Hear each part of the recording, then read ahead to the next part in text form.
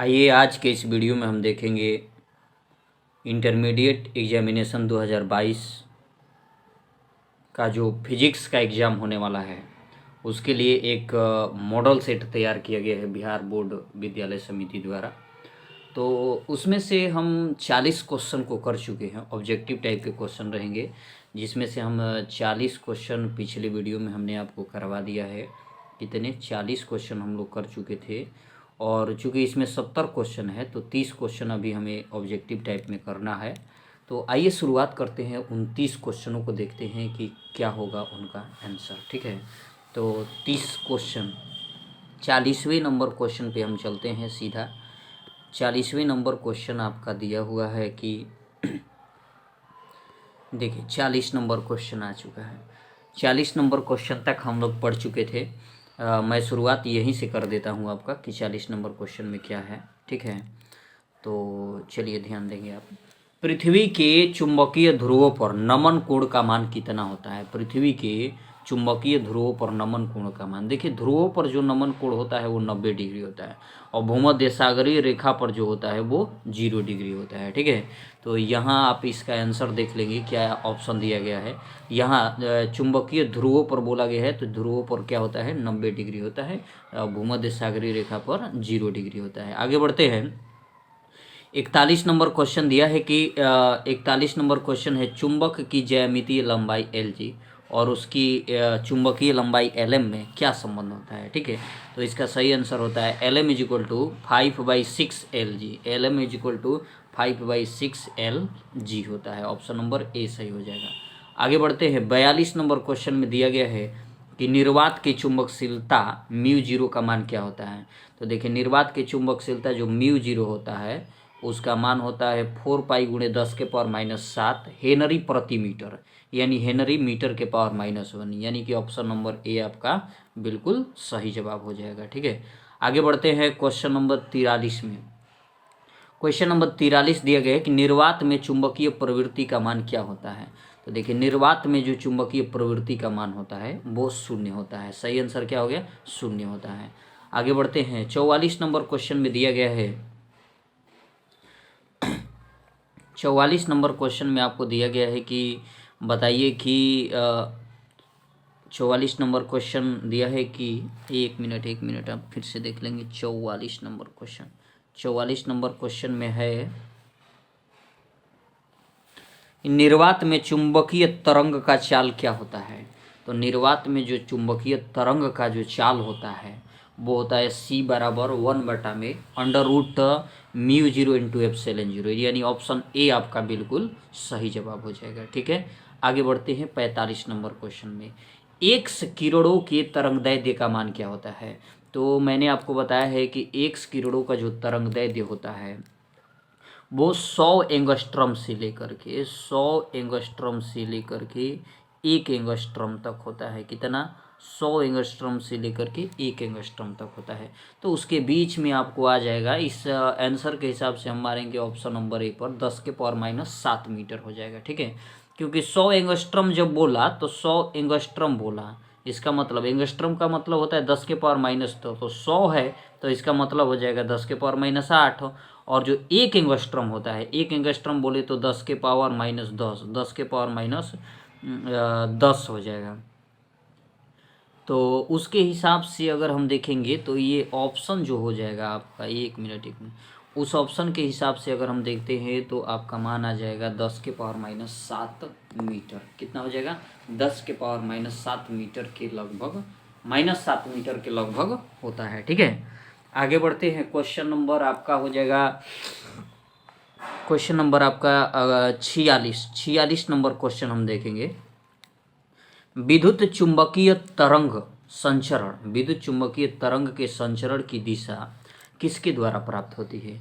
तो इसका सही आंसर हो जाएगा वेक्टर E गुणे B के समानांतर। क्या होता है वेक्टर E गुणे B के समानांतर होता है। ठीक है, आगे बढ़ते हैं क्वेश्चन नंबर 47 पे। 47 नंबर क्वेश्चन दिया गया है कि एक इलेक्ट्रॉन की आवेश का मान क्या होता है। ये बिल्कुल सिंपल है। एक इलेक्ट्रॉन की आवेश का मान 1.6 गुणे 10 के पावर माइनस 19 कूलाम होता है। ठीक है, 1.6 गुणे 10 के पावर माइनस 19 कूलाम होता है। ये आपका ऑप्शन नंबर 20 सही हो जाएगा। ठीक है, आगे बढ़ते हैं। क्वेश्चन नंबर 48 नंबर दिया गया है प्लांक नियतांक। तो देखिए, प्लांक नियतांक का सूत्र होता है ऊर्जा बटा में आवृत्ति। ठीक है, ऊर्जा का जो विमीय सूत्र होता है ml² T पावर -2 होता है। ठीक है, -2 होता है। और आवृत्ति का होता है T पावर -1। जब ये -1 ऊपर जाएगा तो ये इसमें से एक कम कर देगा, तो ये आपका बन जाएगा ml² T पावर -1 हो जाएगा। माइनस क्या बचेगा 1, तो ये आपका ऑप्शन नंबर ए में सही हो जाएगा, ml² T के पावर -1। ठीक है, ऑप्शन नंबर ए, 48 का ऑप्शन नंबर ए हो जाएगा। आगे बढ़ते हैं दोस्तों। 49 में बोला निम्नलिखित में कौन सही है। ठीक है, ऑप्शन मैं आपको दिखा रहा हूँ, निम्नलिखित में एक कौन सही है, ये पूछा है कि कौन सही है। तो चलिए ऑप्शन देख लेते हैं कौन सही है। एक इलेक्ट्रॉन वोल्ट का मान कितना होता है। एक इलेक्ट्रॉन वोल्ट का मान 1.6 गुणे 10 के पावर -19 जूल। बिल्कुल, ये पहला ही सही हो जाएगा आपका। 1.6 गुणे, एक इलेक्ट्रॉन वोल्ट का जो मान होता है 1.6 गुणे 10 के पावर -19 जूल होता है। एक मिनट, 10 के पावर क्या होता है -19 जूल होता है। ठीक है, तो ऑप्शन पहला ही ऑप्शन आपका बिल्कुल सही हो जाएगा। आगे बढ़ने की कोई ज़रूरत ही नहीं पड़ा। ऑप्शन नंबर ए, एक इलेक्ट्रॉन वोल्ट का मान होता है 1.6 गुणे 10 के पावर -19 जूल होता है। चलते हैं अगले क्वेश्चन पे। अगला क्वेश्चन दिया गया है कि रेडियोधर्मी क्षय के लिए व्यंजक क्या होता है। ठीक है, रेडियोधर्मी क्षय के लिए व्यंजक क्या होता है।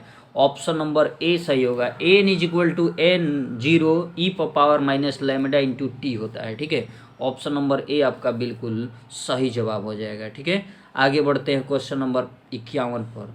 निम्नलिखित में अल्फा कोण के लिए कौन सही है। एक अल्फा कोण का मान कितना होता है, ये आपको बताना है। तो देखिए, एक अल्फा कोण जो होता है, बहुत बार आपको बताया जा चुका है कि एक अल्फा कोण का जो मान होता है 2 हीलियम नाभिक यानी 2He4 होता है। 2He4 होता है।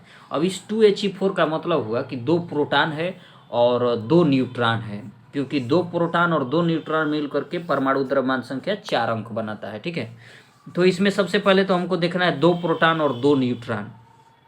तो 2 प्रोटॉन और 2 न्यूट्रॉन यहाँ दिया गया है, बिल्कुल सही जवाब होगा ऑप्शन नंबर बी, 2 प्रोटॉन और 2 न्यूट्रॉन सही जवाब 51 का बी। आगे बढ़ते हैं दोस्तों, आगे बढ़ते हैं। 52 नंबर क्वेश्चन देखेंगे। 52 नंबर क्वेश्चन दिया है, संभव कक्षाओं में इलेक्ट्रॉन का कोणीय संवेग क्या होता है। संभव कक्षाओं में इलेक्ट्रॉन का कोणीय संवेग क्या होता है। तो हमने आपको बताया है इलेक्ट्रॉन का जो कोणीय संवेग होता है वो NH/2π होता है। ऑप्शन नंबर ए आपका बिल्कुल सही है, NH/2π होता है। ठीक है, आगे बढ़ते हैं क्वेश्चन नंबर 53 में। कैथोड किरणें समूह है। कैथोड की जो किरणें है वो किसका समूह है। इलेक्ट्रॉनों का समूह है, प्रोटॉनों का समूह है, न्यूट्रॉनों का समूह है, परमाणुओं का समूह है। ठीक है, तो कैथोड की जो किरणें होती है वो इलेक्ट्रॉनों का समूह होता है। कैथोड की किरणें क्या होती है, इलेक्ट्रॉनों का समूह होता है। ठीक है, तो ये आपका सही जवाब हो जाएगा, इलेक्ट्रॉनों का समूह होता है। आप ध्यान देंगे हमेशा, कैथोड की जो किरणें होती है वो इलेक्ट्रॉनों का समूह होता है, और जो एनोड होता है, एनोड की जो किरणें होती हैं वो होती है प्रोटॉनों के समूह का। ठीक है, तो कैथोड की किरणें इलेक्ट्रॉन के समूह, एनोड की किरणें जो होती है प्रोटॉन का समूह होता है। आगे बढ़ते हैं। 54 नंबर क्वेश्चन दिया है, परमाणु में अवस्थित मूल कण कौन होता है। देखिए, परमाणु में जो मूल कण होते हैं इलेक्ट्रॉन, प्रोटॉन और न्यूट्रॉन होता है। इलेक्ट्रॉन होता है, प्रोटॉन होता है, न्यूट्रॉन होता है। अब इसमें देखना है कि इसमें प्रोटॉन और इलेक्ट्रॉन दिया है तो ये बिल्कुल नहीं होगा। इसमें प्रोटॉन और न्यूट्रॉन दिया है, ये भी नहीं होगा। इसमें प्रोटॉन और न्यूट्रॉन दिया है, ये भी नहीं होगा। इलेक्ट्रॉन इसमें दिया है, न्यूक्लियन दिया है। इलेक्ट्रॉन तो हो गया, न्यूक्लियन यानी नाभिक। नाभिक में कौन कौन होता है, न्यूट्रॉन भी होता है और प्रोटॉन भी होता है। यानी इसके अंतर्गत ऑप्शन नंबर डी के अंतर्गत तीनों आ रहा है, इलेक्ट्रॉन, प्रोटॉन, न्यूट्रॉन, यानी ऑप्शन नंबर डी आपका बिल्कुल सही हो जाएगा। ठीक है, आगे बढ़ते हैं। क्वेश्चन नंबर 55 दिया गया है कि निम्नलिखित में कौन किरचॉफ के प्रथम नियम से संरक्षित होता है। यानी बोला किरचॉफ के, जो हम लोग किरचॉफ करते हैं, निम्नलिखित में कौन किरचॉफ के प्रथम नियम में संरक्षित होता है? तो किरचॉफ के प्रथम नियम का यहाँ संरक्षण है आवेश संरक्षण। किरचॉफ का प्रथम नियम किस पर? आवेश संरक्षण। और द्वितीय नियम जो होता है वो ऊर्जा संरक्षण। द्वितीय नियम किस संरक्षण के सिद्धांत पर है? ऊर्जा संरक्षण। अब किरचॉफ के प्रथम नियम का नाम हो जाता है संधि का नियम, तो संधि का नियम कहेगा तो भी आवेश संरक्षण कहेंगे। खुला परिपथ का नियम कहेगा तो भी आवेश संरक्षण कहेंगे। अब वही द्वितीय नियम जो होता है, जिसको बंद पास का नियम कहते हैं, बंद परिपथ का नियम कहते हैं, बंद लूप का नियम कहते हैं, या किरचॉफ का द्वितीय नियम कहते हैं, जो ऊर्जा संरक्षण सिद्धांत पर आधारित रहता है। ठीक है, आगे बढ़ते हैं, क्वेश्चन नंबर 56 में चलते हैं। कहा गया है कि कैपिटल आर त्रिज्या वाले वृत्ताकार कुंडली के केंद्र पर आई धारा बहने के कारण, ये आई धारा दिया है, आई धारा बहने के कारण, कैपिटल आर त्रिज्या के वृत्ताकार कुंडली में आई धारा बहने के कारण चुंबकीय बल क्षेत्र का मान क्या होता है? ठीक है, तो चुंबकीय बल क्षेत्र का जो मान होता है वो μ0I/2R होता है। क्या होता है? μ0I/2R होता है। ये आपका ऑप्शन नंबर ए बिल्कुल सही हो जाएगा। ठीक है, आगे बढ़ते हैं, क्वेश्चन नंबर 57 पे चलते हैं। बोला गया है निम्नलिखित में कौन सही है? बताइए, 1 किलोवाट घंटा का मान कितना होता है? तो देखिए, पहला ही ऑप्शन सही हो जाएगा आपका। 1 किलोवाट घंटा का मान होता है 3.1 किलोवाट घंटा का मान होता है 1 किलोवाट घंटा का मान होता है 3.6 गुणे 10 के पावर 6 जूल होता है। कितना होता है? 3.6 गुणे 10 के power 6 joule. Option number A आपका बिल्कुल सही जवाब है। ठीक है, आगे बढ़ते हैं अगला क्वेश्चन पे। 57 के बाद 58 नंबर क्वेश्चन है। बोला गया है, बताइए निम्नलिखित में कौन सही है? 1 टेस्ला का मान क्या होता है? तो सबसे पहले तो आपको जानना पड़ेगा 1 टेस्ला का जो मान होता है, 1 टेस्ला का जो मान होता है वो होता है 1 न्यूटन। न्यूटन, टेस्ला के मतलब होता है न्यूटन प्रति एम्पियर मीटर। ठीक ना? और जब इसको बटा से ऊपर ले जाइएगा, बटा हटा देंगे, तो जब बटा हटा देंगे तो ये बन जाएगा 1 टेस्ला बराबर बन जाएगा न्यूटन एम्पियर के पावर -1 और मीटर के पावर -1। ठीक ना? तो 1 टेस्ला के मान 1 न्यूटन प्रति एम्पियर मीटर के बराबर हो जाएगा। तो आपका ऑप्शन नंबर का सही होगा ए नंबर ऑप्शन आपका बिल्कुल सही जवाब हो जाएगा। ठीक है, आगे बढ़ते हैं। अगला क्वेश्चन है, आदर्श वोल्ट मीटर का प्रतिरोध कितना होता है? आदर्श वोल्ट मीटर का प्रतिरोध जो है अनंत होता है। ऑप्शन नंबर डी बिल्कुल सही जवाब है। ठीक है, आगे चलते हैं 59 के बाद 60 नंबर। ए मीटर की सुग्राहिता, ए मीटर की धारा सुग्राहिता मापा जाता है। ए मीटर की धारा सुग्राहिता क्या होता है? तो देखिए, ए मीटर की जो धारा सुग्राहिता है वो ऑप्शन नंबर ए होगा, विक्षेप बटा में धारा सुग्राहिता। यहाँ ए मीटर की धारा सुग्राहिता बराबर हो जाएगा विक्षेप बटा में धारा हो जाएगा। ठीक ना? तो ये आपका ऑप्शन नंबर ए सही हो जाएगा। आगे बढ़ते हैं 60 के बाद 61 नंबर क्वेश्चन पर। स्वप्रेरकत्व का एसआई मात्रक क्या होगा? स्वप्रेरकत्व का एसआई मात्रक हेनरी होता है। क्या होता है? हेनरी होता है। ठीक है, तो ये आप याद रखेंगे। स्वप्रेरकत्व का एसआई मात्रक हेनरी होता है। अन्योन्य प्रेरकत्व का एसआई मात्रक हेनरी होता है। प्रेरकत्व का एसआई मात्रक हेनरी होता है। ठीक है, आगे इसका आंसर मैं आपको दिखा देता हूँ।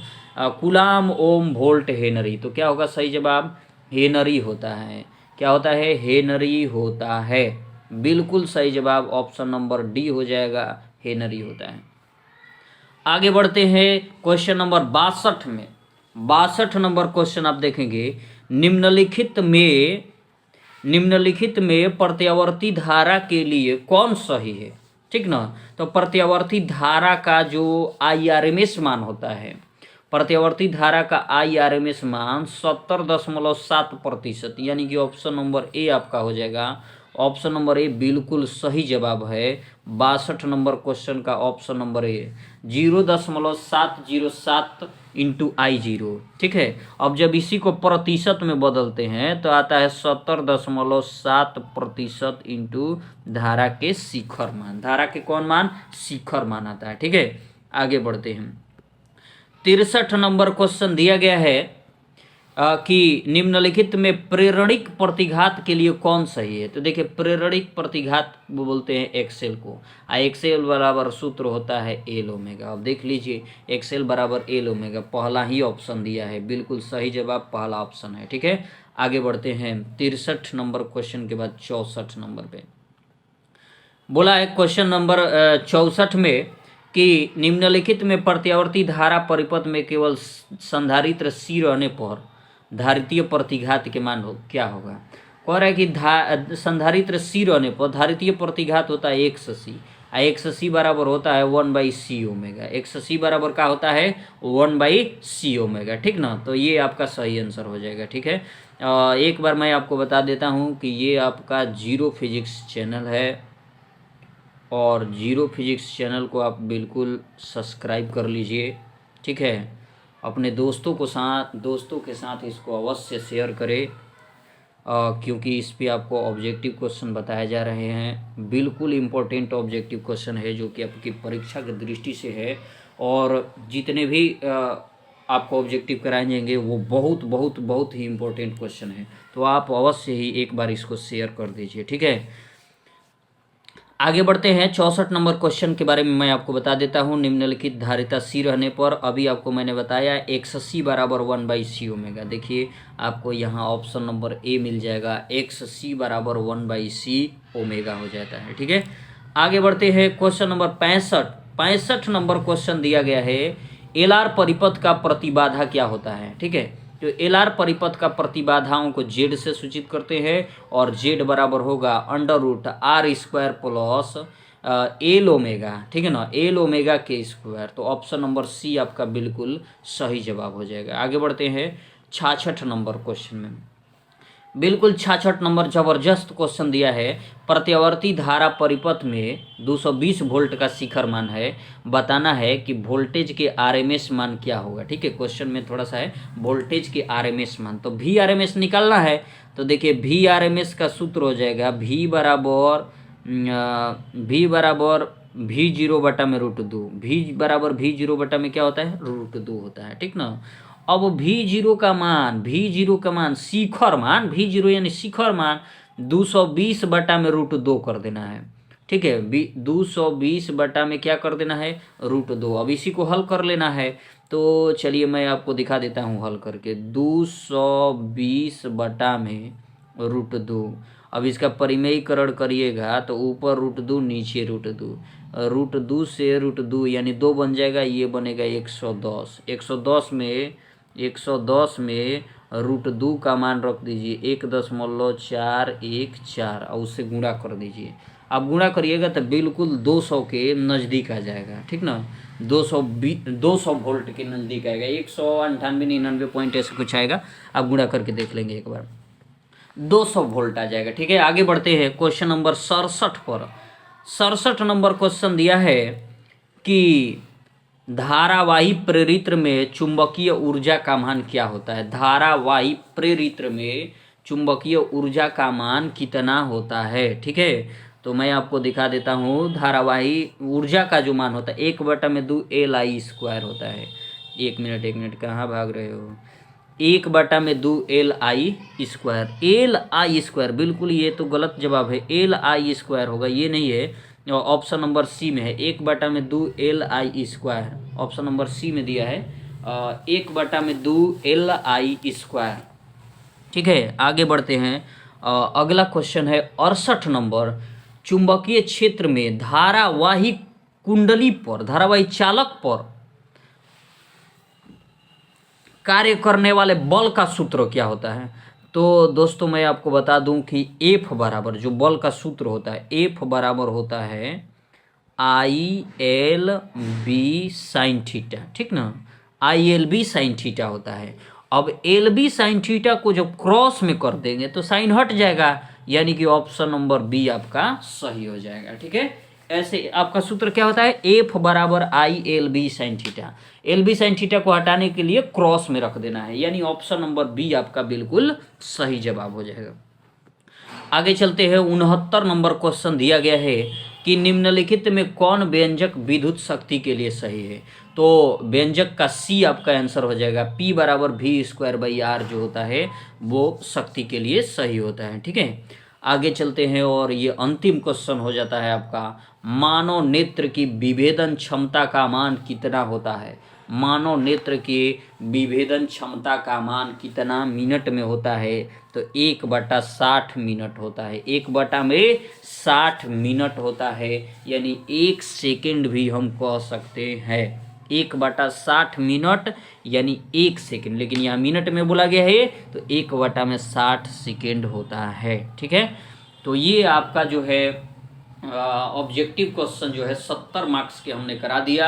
और मैं आपको ऑब्जेक्टिव क्वेश्चन अगले दिन कराऊंगा, इसके अगले दिन, और जितना भी संभव हो सकता है मैं आपको एक बेहतर मुकाम तक पहुंचाने की कोशिश करूंगा। और ऑब्जेक्टिव में आपका बिल्कुल ध्यान इधर उधर नहीं रखना है, क्योंकि ऑब्जेक्टिव आपके 70 में 35 में 35 बिल्कुल सही होंगे, कोई भी गलत जवाब नहीं लगाना है। ठीक ना, आगे बढ़ते हैं। तो सब्जेक्टिव क्वेश्चन है उसको हम लोग अगले दिन कर लेंगे। ठीक है, चलिए आज के इस वीडियो में इतना ही रहेगा। और ये आपका चैनल है जीरो फिजिक्स चैनल से आप देख रहे हैं। ठीक है, तो आज के लिए इतना ही रहेगा, विशेष बात हम अगले दिन करेंगे। तब तक के लिए